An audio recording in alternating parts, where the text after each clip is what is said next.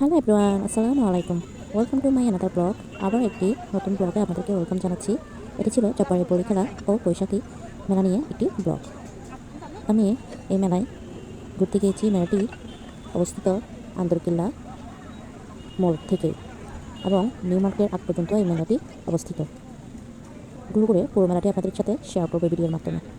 খুব সুন্দর একটি মেলা, যেটা ইচ্ছে হবে এইখানে এই মেলাতে কিনতে পাওয়া যাবে।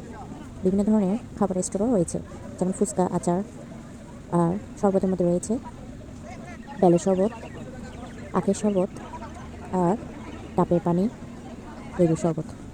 এগুলো একটাও স্বাস্থ্যকর ছিল না বিধায় আমি কোনোটাই ট্রাই করিনি। খুব সুন্দর স্টলগুলো সাজিয়ে রেখেছে।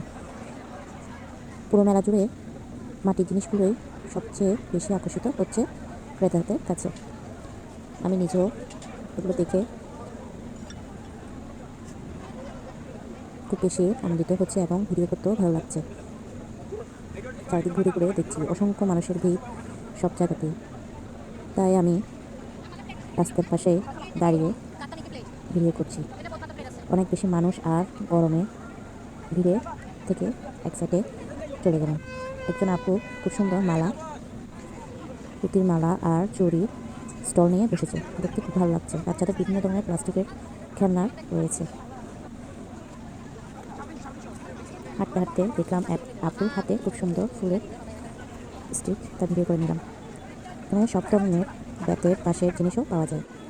পুরো মেলাতেই এই স্টলগুলো অনেক বেশি দেখা যাচ্ছে। বিভিন্ন ধরনের বাঁশি, বাচ্চাদের শাড়িও রয়েছে।